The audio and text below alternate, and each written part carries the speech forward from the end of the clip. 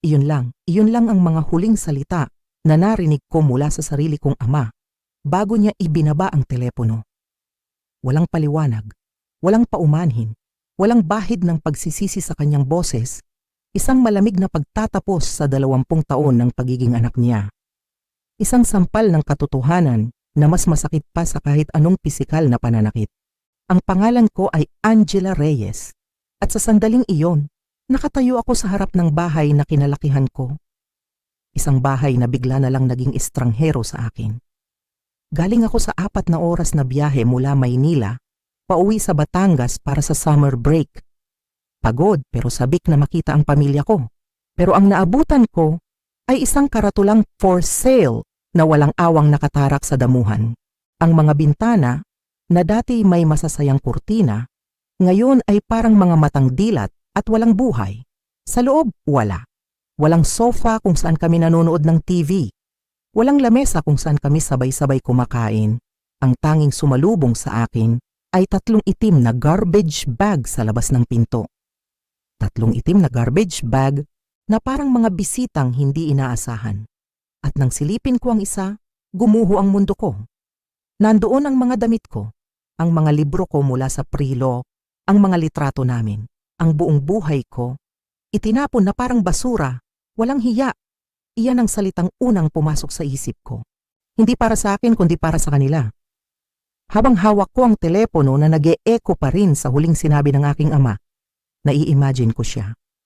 Nai-imagine ko siyang nakaupo sa sofa ng bago nilang bahay. Malamang, kasama niya si nanay at ang kapatid kong si Miguel. Siguro nagtatawanan pa sila. Nagdiriwang sa kanilang bagong simula. Isang bagong simula kung saan ako ay hindi kasama. Nai-imagine ko si tatay, ang haligi ng tahanan, na may hawak na isang malamig na beer. Nakataas ang paa at may ngisi sa kanyang mga labi. Ang ngisi ng isang taong pakiramdam niya ay nakalamang siya. Pakiramdam niya, natanggal na niya ang isang malaking pabigat sa kanyang buhay. Si nanay naman, malamang ay abala sa pag-scroll sa Facebook, pinipili ang pinakamagandang litrato ng bago nilang bahay para i-post na may caption na New Beginnings, so blessed, walang bahid ng konsensya. Walang bakas ng pag-aalala para sa anak na itinapon nila na parang basahan. Feeling panalo sila. Feeling nila sila ang nanalo sa larong ito. Pero alam ninyo kung ano ang ginawa ko. Hindi ako umiyak. Hindi ako nagsisigaw. Hindi ako nagmakaawa. Sa halip, huminga ako ng malalim. Tinitigan ko ang 3 garbage bag sa harap ko. Ang mga simbolo ng kanilang pagtataksil. At pagkatapos, ngumiti ako. Isang maliit na ngiti. Isang ngiti na hindi nila maiintindihan. Isang ngiti ng isang taong alam na hindi pa tapos ang laban. Kinuha ko ang cellphone ko, hindi para tumawag ng tulong, kundi para simulan ang susunod na kabanata ng buhay ko. Ang kabanata kung saan ako na ang may hawak ng mga baraha. Ako si Angela Reyes, 20 anyos. Sa loob ng 2 taon, habang nag-aaral ako ng abogasya sa isa sa mga pinakamahusay na unibersidad sa Maynila, ako ang breadwinner na hindi nila alam. Scholar ako, oo. Pero ang hindi nila alam, ang kalahati ng allowance na natatanggap ko mula sa scholarship ko, buwan-buwan, diretso sa bank account nila. Para pambayad ng kuryente, para pambayad ng tubig, para pambili ng gamot ni nanay, habang ako'y nagpapakapagod sa pag-aaral at pagtatrabaho bilang part-time sa isang coffee shop para lang may pangkain ako, sila ang nagpapakasarap sa perang pinaghirapan ko. Ako ang nagsakripisyo, ako ang nagtiis. At ito ang sukli nila sa akin, pero may isang bagay silang hindi alam. Isang malaking detalye na nakalimutan nilang alamin. Ang hindi nila alam, mayroong isang bagay na mas malaki pa sa bahay na ito. Isang sikreto na nakatago sa probinsya, isang mana na nagkakahalaga ng mahigit 20 milyong piso na nakapangalan sa akin. Isang resibo na magpapatunay kung sino talaga ang mayaman at kung sino ang tunay na pulubi sa aming lahat. At ang pinakamasaklap para sa kanila, alam na nila ito bago pa man nila itinapon ang mga gamit ko. Ito ang kwento kung paano ko binawi ang lahat. At higit pa, kung naranasan mo na ang pakiramdam na maging estranghero sa sarili mong tahanan, Kung naramdaman mo na ang sakit ng pagtataksil mula sa mga taong pinakamamahal mo, i-like at i-share mo ang video na ito. At huwag kalimutang mag-comment sa ibaba. Saan kayo nanonood? Gusto kong marinig ang inyong mga kwento. Samahan ninyo ako sa aking paglalakbay. Isinara ko ang pinto ng kwarto sa motel at ang tunog nito ay parang isang tuldok sa isang kabanata ng buhay ko na ayoko nang balikan. Ang amoy ng luma at medyo maalinsangang hangin ay dumampi sa aking balat. Ang ilaw mula sa nag-iisang bumbilya sa kisame ay naninilaw at nagbibigay ng malungkot na liwanag sa apat na sulok ng kwarto. Inilapag ko ang 3 itim na garbage bag sa sahig. Ang bigat ng mga ito ay hindi lang dahil sa mga damit at libro sa loob, kundi dahil sa bigat ng alaala at ng katotohanan ito na lang ang natira sa akin. Isa-isa kong inilabas ang mga gamit ko at inilatag sa ibabaw ng magaspang na bedspread. Ang mga textbook ko sa law school, makakapal at puno ng mga kaalaman na nagsasabing may karapatan ng bawat tao. Anong kabalintunaan? Narito ang mga damit na iniwan ko, mga damit na inakala kong babalikan ko sa isang tahanang puno ng pagmamahal. At sa ilalim ng lahat, ang isang sirang picture frame. Ang salamin nito ay may lamat na tumatagos mismo sa gitna ng mukha naming lahat. Isang pamilya sa isang beach sa Batangas, 3 taon na ang nakalipas. Nakangiti si tatay, nakangiti si nanay, nakangiti si Miguel, at nakangiti ako. Lahat kami ay nakangiti pero ngayon, para sa akin, ang bawat ngiting iyon ay isang kasinungalingan. Hindi ko mapigilang isipin ang pagkakaiba namin ni Miguel. Mula pagkabata, ako ang mabuting anak. Nag-aaral ng mabuti, laging may honor at hindi nagbibigay ng sakit ng ulo. Nagtapos akong valedictorian sa high school. Nakakuha ako ng scholarship sa isa sa pinakamagandang universidad sa Maynila. At kahit na estudyante pa lang, nagpapadala ako ng pera pauwi, pera mula sa scholarship ko, pera na dapat ay para sa mga libro at pangangailangan ko. Ginawa ko iyon dahil iyon ang turo nila sa akin. Ang pamilya ay nagtutulungan. Ang pamilya ay nagsasakripisyo para sa isa't isa. Si Miguel naman, siya ang sakit ng ulo. Laging bagsak sa klase, mas gusto ang video games kaysa sa libro at 2 beses nang nahuli sa pagnanakaw. Pero sa tuwing nagkakamali siya, nandoon sila para ipagtanggol siya. Nandoon sila para sabihing, nagbibinata lang yan o hinahanap pa niya ang sarili niya. Siya ang laging pinapatawad. Habang ako, na sumunod sa lahat ng utos nila, heto, itinapon na parang basura. Ang sakit ay parang lason na unti-unting kumakalat sa buong sistema ko. Pero habang lumalalim ang gabi, ang sakit ay dahan-dahang napalitan ng ibang emosyon. Galit. Isang malamig at matalas na galit. Galit hindi lang dahil sa ginawa nila, kundi dahil sa pagiging bulag ko. Sa pag-aakalang ang pagmamahal nila ay walang kondisyon. Sa gabing iyon, sa loob ng maliit at malungkot na kwartong iyon, tumayo ako at humarap sa salamin. Ang nakita ko ay hindi isang biktima. Ang nakita ko ay isang babaeng pagod na. Pagod ng maging mabuting anak. Pagod ng magsakripisyo para sa mga taong hindi siya pinahalagahan. Doon gumawa ako ng isang sumpa. Kung gusto nila akong burahin sa buhay nila, gagawin ko rin yun sa kanila. Pero hindi lang ako basta maglalaho. Magtatayo ako ng isang buhay na napakaganda, napakatagumpay, na pagsisisihan nila ang araw na itinapon nila ako. Sisiguraduhin kong maririnig nila ang pangalan ko, makikita nila ang mukha ko, at malalaman nila na ang basurang na itinapon nila ay naging isang kayamanan na hinding-hindi na nila maaaring angkinin. Sa gitna ng aking kawalan ng pag-asa, may isang pangalan na pumasok sa isip ko. Professor Santos. Ang guro ko sa constitutional law na naging higit pa sa isang guro, para siyang isang mentor. Nanginginig ang kamay ko habang tinatype ko ang numero niya, hindi sigurado kung ano ang sasabihin ko. Nang sagutin niya ang tawag, bumuhos ang lahat ng emosyon na pinigilan ko. Sa kabila ng gabi ang tanging sinabi niya ay, "Nasaan ka? Susunduin kita." Ang bahay ni Professor Santos ay ang kabaligtaran ng motel na pinanggalingan ko. Ito ay isang lumang bahay na puno ng libro mula sa sahig hanggang kisame. Amoy ng lumang papel at bagong timplang kape ang sumalubong sa akin. Ipinakita niya sa akin ang guest room, isang maliit pero maaliwalas na silid na may bintanang nakaharap sa isang hardin. Dito ka muna hanggat gusto mo, Angela, sabi niya. Walang tanong. Sa unang pagkakataon sa loob ng 24 na oras, nakaramdam ako ng kaligtasan. Hindi ito isang tahanan na gawa sa dugo at apelyido, kundi isang tahanan na binuo mula sa kabutihang loob. Hindi ako nagtagal sa pagmumukmok. Alam ni Professor Santos na kailangan kong kumilos para hindi ako malunod sa kalungkutan. Isang araw, habang nag-aalmusal kami, may binanggit siya. May kilala akong abogado, si Attorney Elena Cruz, sabi niya. Ang law firm niya ay tumutulong sa mga kaso ng housing discrimination. Baka gusto mong mag-intern doon ngayong summer. Para itong isang pinto na biglang bumukas. Isang paraan para gamitin ang sakit na nararamdaman ko at gawing itong isang bagay na makabuluhan. Ang Cruz and Partners Law Firm ay isang abalang lugar. Sa simula, ang trabaho ko ay simple lang. Mag-research, mag-photocopy ng mga dokumento at magtimpla ng kape. Ngunit napansin agad ni Attorney Len, isang matapang at matalinong babae na may kakaiba sa akin. Isang araw, may dumating na kliyente, isang batang ina na umiiyak dahil pinapalayas na siya sa kanyang inuupahang apartment. Habang kinakausap siya ng ibang staff, tila lalo lang siyang natataranta. Lumapit ako, naupo sa tabi niya at hinawakan ng kanyang kamay.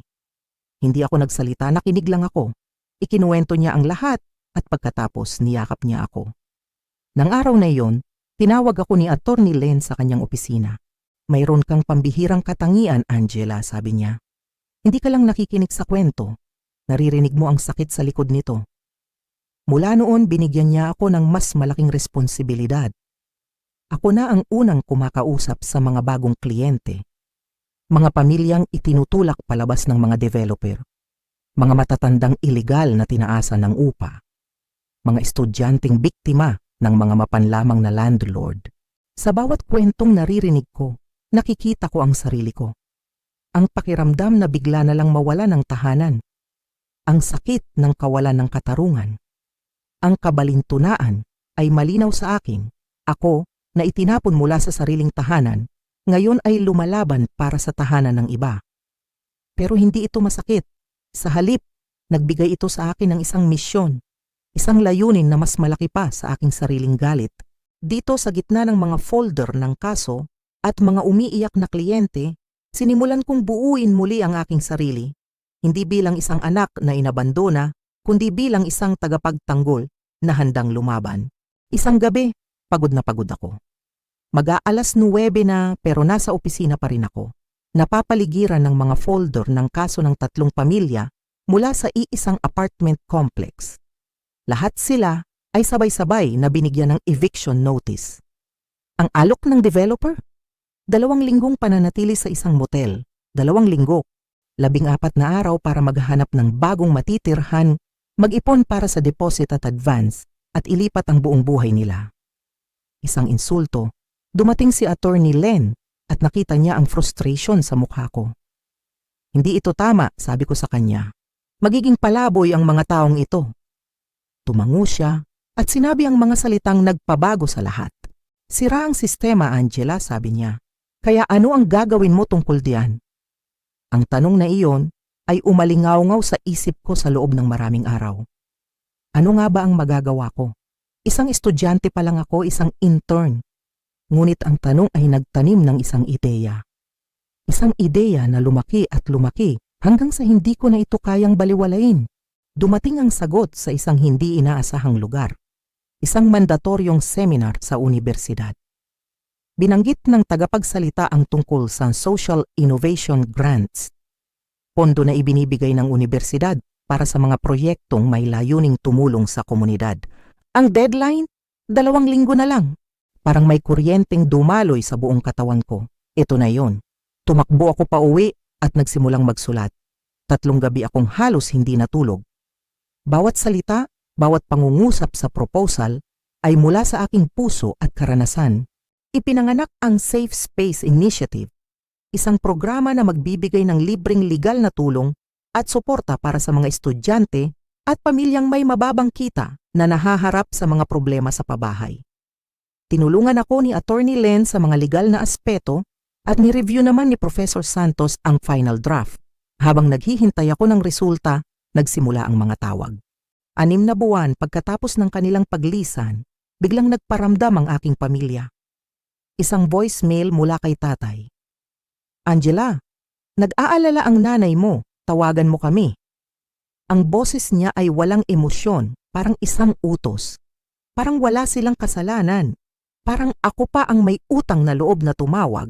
Hindi ko siya tinawagan pabalik. Pagkatapos ng ilang araw, isa pang voicemail. Itong pananahimik mo parang bata, pamilya mo kami. In-save ko ang mensahe, pero hindi ako sumagot. Pagkatapos ng ilang linggo, dumating ang isang email mula sa universidad. Ang subject, Congratulations, Social Innovation Grant Awardee. Binuksan ko ito at ang mga mata ko ay napuno ng luha. Pero hindi ito luha ng kalungkutan. Ito ay luha ng tagumpay. Iginawad sa akin ang grant, 1,500,000 piso, ang simula ng lahat. Nang gabing iyon, hindi ko tinawagan ang aking pamilya para ibalita ito. Sa halip, nag-celebrate kami ni na Professor Santos at Attorney Len. Ang aking bagong pamilya, ang pamilyang naniniwala sa akin, ang pamilyang tumulong sa aking bumangon. Ang Safe Space Initiative ay hindi na lang isang ideya sa papel. Ito ay totoo na. At ito ay akin. Ang Safe Space Initiative ay lumago ng mas mabilis kaysa sa inaasahan ko. Mula sa isang maliit na espasyo sa opisina ni Attorney Len, nakatulong kami sa 12 ng estudyante sa loob lang ng ilang buwan. Ang bawat tagumpay, bawat pamilyang nanatili sa kanilang tahanan, ay parang isang personal na panalo laban sa sarili kong nakaraan. Ngunit habang lumalaki ang pangalan ng aming inisyatibo, lalo namang tumitindi ang pagpaparamdam ng aking pamilya. Ang mga tawag ay naging sunod-sunod. Minsan, maraming beses sa isang araw. Nang hindi pa rin ako sumasagot, ginamit na nila ang aming mga kamag-anak. Isang araw, nakatanggap ako ng text mula kay Tita Lucia. Angela, umiiyak ang nanay mo gabi-gabi. Kung ano man ang nagawa nila, hindi mo ba sila mapapatawad? Pamilya pa rin kayo. Ang mensaheng iyon ay parang isang sampal. Paano ko mapapatawad ang isang bagay na hindi man lang nila inaamin na nagawa nila? Isang hapon, habang abala ako sa pagtulong sa isang estudyante na si Devon, na umuwi rin mula sa bakasyon at natuklasang ipinaupa na ng kanyang landlord ang kanyang kwarto sa iba, tumunog ang telepono sa opisina. Ako ang sumagot. Safe Space Initiative, si Angela po ito. Angela, anak, ikaw ba yan? Boses iyon ni nanay. Nanigas ako. Paano po ninyo nakuha ang numerong ito? Tanong ko. Pilit na pinapakalma ang aking boses. Nasa website ninyo, sabi niya. At pagkatapos, bumuhos ang mga salita. Bakit hindi mo sinasagot ang mga tawag namin? Nag-aalala na kami ng husto. Kami ang mga magulang mo. May karapatan kami. Nawala na po ang karapatang yan, putol ko sa kanya. Nung inilagay ninyo ang mga gamit ko sa garbage bag, narinig ko siyang humikbi sa kabilang linya. At pagkatapos, sinabi niya ang mga salitang halos magpabago sa lahat. Nagkamali ang tatay mo, sabi niya. Basag ang kanyang boses. Nagkaproblema kami sa pera, anak. Malapit nang ma-foreclose ang bahay, nahiya kami. Nahiya kaming sabihin sa'yo. Sa isang sandali, gumuho ang pader na itinayo ko sa paligid ng aking puso. Foreclosure. Problema sa pera. Iyon ba ang dahilan? Hindi dahil sa galit, kundi dahil sa hiya. Sana sinabi ninyo, sabi ko, mas mahina na ang boses. Nagtatrabaho naman po ako, nagpapadala ako ng pera, sana nakatulong ako. Pero ang sagot niya ay lalong nagpadurog sa akin. Hindi pumayag ang tatay mo, ang pride niya. Alam mo naman yun. Oo, alam ko, ang pride ni tatay. Pagkatapos ng tawag, tuliro ako. Ikinuwento ko ito kay Attorney Len na tinitigan ako at sinabing, ang dahilan at ang palusot ay dalawang magkaibang bagay, Angela. Ang mga salitang iyon ay tumatak sa isip ko. Kinagabihan, ginawa ko ang isang bagay na matagal ko nang iniiwasan. Binuksan ko ang Facebook at hinanap ko sila. At doon ko nakita ang katotohanan. Ang pagkatuklas sa mana ay parang isang bomba na sumabog sa aking tahimik na mundo. Sa isang iglap, ako ay naging isang milyonaryo sa papel, ngunit ang pakiramdam ay hindi kaligayahan, kundi isang mabigat na pasanin. Ang bawat piso sa 23 milyong iyon ay nababahiran ng pagtataksil ng aking pamilya. Ikinuwento ko ang lahat kina Professor Santos at Attorney Len. Si Attorney Len, sa kanyang praktikal na paraan, ay agad na tumulong sa akin na kontakin ang law firm sa Cebu para kumpirmahin ang lahat at simulan ang proseso ng paglilipat ng pondo sa aking pangalan. Habang nangyayari ang lahat ng ito, isang malaking oportunidad ang dumating para sa Safe Space Initiative. Ang Delgado Foundation, isa sa pinakamalaking foundation sa bansa, ay naghahanap ng mga proyektong popondohan, sabi sa akin ni Attorney Len isang hapon. Ang grant nila ay sapat para magkaroon tayo ng sarili nating opisina, mag-hire ng full-time staff, at palawakin ang ating serbisyo sa buong komunidad. Ito ang pangarap. Ito ang pagkakataon na gawing isang lehitimong organisasyon ang aming munting inisyatibo. Ang paghahanda para sa proposal ay naging aking bagong focus. Ibinaon ko ang aking sarili sa trabaho, sinusubukang huwag isipin ang tungkol sa mana at sa mga kasinungalingan ng aking pamilya. Bawat gabi, pagkatapos ng klase at trabaho sa opisina, umuuwi ako para magsulat, mag-research at mangolekta ng data. Ang final proposal ay umabot sa halos 50 pahina, puno ng mga kwento ng tagumpay, statistics, at ang aming pangarap para sa hinaharap. Habang ginagawa ko ito, napagtanto ko ang isang mahalagang bagay. Ang perang mamanahin ko ay magbibigay sa akin ng seguridad, pero ang grant na ito ang magbibigay sa akin ng katuparan. Ang mana ay isang bagay na ibinigay sa akin. Ang tagumpay ng safe space ay isang bagay na pinaghihirapan ko. Ito ay akin. Makalipas ang ilang linggo, nakatanggap kami ng balita. Napili kami bilang isa sa mga finalist. Kailangan naming maghanda para sa isang presentasyon sa harap ng Board of Directors ng Delgado Foundation. Ang kaba at excitement ay naghahalo sa aking dibdib. Ito na ang pinakamalaking pagkakataon sa buhay ko. 3 araw bago ang presentasyon, tumawag ang bangko. Ang pera mula sa mana ay nailipat na sa aking account. Tinitigan ko ang mga numero sa aking phone screen. Ang daming zero. Sapat na para bumili ng kahit anong gusto ko, para hindi na magtrabaho kahit kailan. Pero sa halip na makaramdam ng saya, nakaramdam ako ng isang kakaibang kalinawan. Ang perang ito ay hindi ang aking pagkatao. Ito ay isang tool, isang sandata, marahil. Pero ang tunay kong pagkatao, ang tunay kong halaga, ay nakasalalay sa kung ano ang gagawin ko sa darating na Sabado. Naghahanda ako para sa presentasyon na parang naghahanda ako para sa isang laban. Bawat slide, bawat salita ay pinag-aralan kong mabuti. Si Attorney Len ay nasa tabi ko, tinutulungan akong hasain ang aking mga argumento. Hindi lang ito tungkol sa pagkuha ng pondo. Ito ay tungkol sa pagpapatunay sa aking sarili na kaya kong tumayo sa sarili kong mga paa, na kaya kong lumikha ng isang bagay na makabuluhan mula sa mga abo ng aking nakaraan. Ang presentasyon sa Delgado Foundation ay hindi lang isang business proposal. Ito ang aking deklarasyon ng kalayaan. Dumating ang araw ng presentasyon. Ang mga opisina ng Delgado Foundation ay matatagpuan sa isang mataas na gusali sa Makati, na may mga bintanang salamin mula sahig hanggang kisame at tanaw ang buong syudad. Ang hangin sa loob ay amoy ng kapangyarihan at pera. Nakasuot ako ng isang simpleng navy blue blazer, isang damit na pinili ko ng mabuti para magmukhang propesyonal, ngunit hindi nakakatakot. Sa tabi ko ay si Attorney Len na mukhang kalmado at composed gaya ng dati. "Handa ka na?" tanong niya, at nginitian ko siya. "Handa na sa abot ng aking makakaya," sagot ko, habang pinipigilan ang panginginig ng aking mga kamay. Ipinasok kami sa isang malaking boardroom. Isang mahabang mesa na gawa sa makintab na kahoy ang nasa gitna, at sa paligid nito ay nakaupo ang 8 miyembro ng board, mga kilalang tao sa mundo ng negosyo at philanthropy. Tumayo ang direktor ng foundation, si Mr. Watkins mismo, para batiin kami.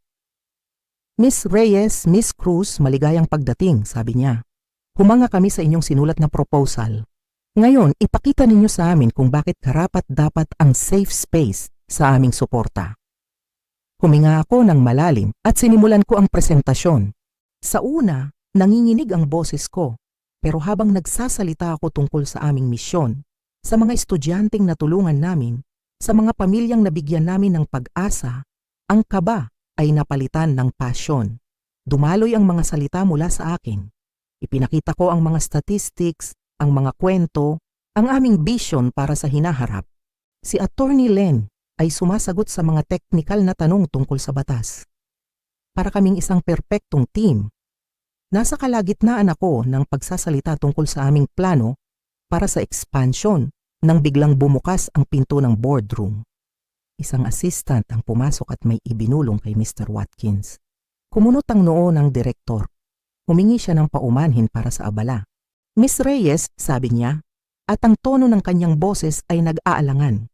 May mga tao sa labas na nagsasabing sila ang iyong pamilya. Medyo mapilit sila na makausap ka.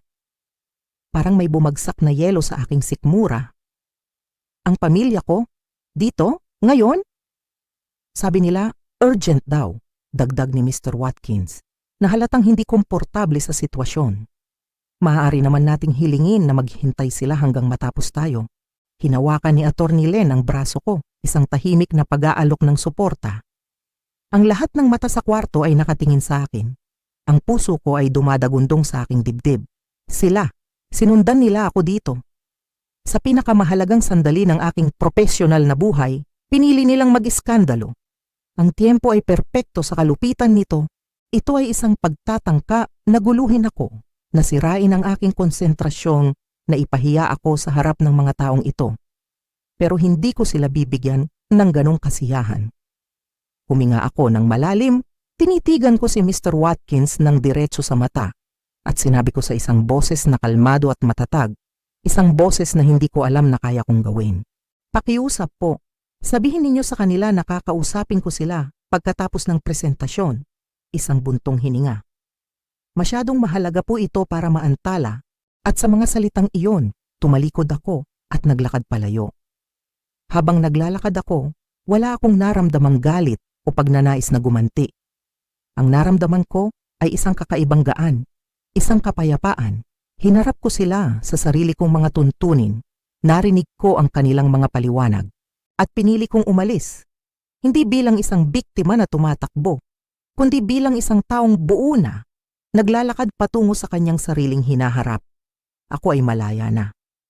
Habang naglalakad ako palayo sa coffee shop na iyon, palayo sa kanila, wala akong naramdamang galit, wala ring pakiramdam ng panalo. Ang naramdaman ko lang ay isang kakaibang kapayapaan, isang katahimikan na nagsasabing, tapos na, isang malalim na pag-unawa, na hindi ko kailangan ng kanilang paumanhin o kahit ng kanilang pagsisisi para maging buo muli ang aking pagkatao. Ako ay buo na. Kinabukasan, habang nasa opisina ako ng Safe Space Initiative, abala sa pag-aayos ng mga dokumento, tumunog ang telepono ko, isang hindi pamilyar na numero. Saglit akong kinabahan, pero sinagot ko pa rin. Ang boses sa kabilang linya ay professional. Si Mr. Watkins, ang direktor ng Delgado Foundation. Miss Reyes, sabi niya, at sa tono pa lang ng kanyang boses, alam ko na. Congratulations! Ang board ay nagkakaisang nagdesisyon na igawad sa Safe Space Initiative ang buong halaga ng grant. Napahawak ako sa mesa para suportahan ang aking sarili. At dahil sa ipinakita mong katatagan at dedikasyon, nagpasya ang board na magdagdag ng 3 milyong piso para sa inyong mga gastusin sa operasyon. Hindi ko napigilang mapaluha, pero hindi ito ang mga luhang puno ng sakit na tumulo sa motel noon. Ito ay mga luha ng purong pasasalamat at tagumpay. Ang unang mga taong tinawagan ko para ibalita ito ay sina Professor Santos at Attorney Len, ang aking pamilya. Ang aking tunay na pamilya. Ang kanilang mga sigaw ng kagalakan sa kabilang linya ay ang pinakamatamis na musikang narinig ko. Ang grant mula sa Delgado Foundation ay naging simula lang ng lahat. Pagkalipas ng ilang linggo, isang national news outlet ang tumawag. Gusto nilang i-feature ang Safe Space Initiative sa isang segment tungkol sa mga makabagong paraan para labanan ang krisis sa pabahay. Nang ipalabas ang kwento, umabot ito sa milyon-milyong manonood sa buong bansa. At alam ko, isa sila sa mga nakapanood. Pagkatapos noon ang mga tawag ay tuluyan ng tumigil. Hindi na sila muling tumawag, hindi na sila nag-text, hindi na sila nagparamdam. Dahil sa wakas, naintindihan na nila. Naintindihan nila na wala na silang makukuha sa akin. Hindi ang aking pera, hindi ang aking awa, at lalong hindi ang aking atensyon. Ang kanilang pananahimik ang naging huling katibayan na ang kanilang paghabol sa akin ay hindi dahil sa pagmamahal, kundi dahil sa pangangailangan. Minsan, iniisip ko, may mga pamilyang ibinibigay sa iyo ng dugo at mayroon ding pamilyang binubuo mo mula sa pagmamahal, tiwala at respeto. Sa mga sumunod na buwan, habang pinalalaki namin ang safe space, habang nagdiriwang kami ng bawat tagumpay kasama sina Professor Santos at Attorney Len, doon ko natagpuan ang tunay na kahulugan ng pamilya. Hindi na ako ang batang babae na naghihintay ng pag-apruba mula sa kanyang mga magulang. Hindi na ako ang anak na sumusukat sa kanyang halaga batay sa kung paano siya tratuhin ng iba. Natutunan kong sukatin ang aking halaga, hindi sa pamamagitan ng pera sa aking bangko, kundi sa pamamagitan ng mga buhay na nabago ko at sa mga taong pinili kong makasama sa aking paglalakbay. At habang tinitingnan ko ang hinaharap, isang kinabukasang binuo ko mula sa mga piraso ng aking winasak na nakaraan, alam ko nang may buong katiyakan. Hinding-hindi na ako muling magiging estranghero sa sarili kong buhay.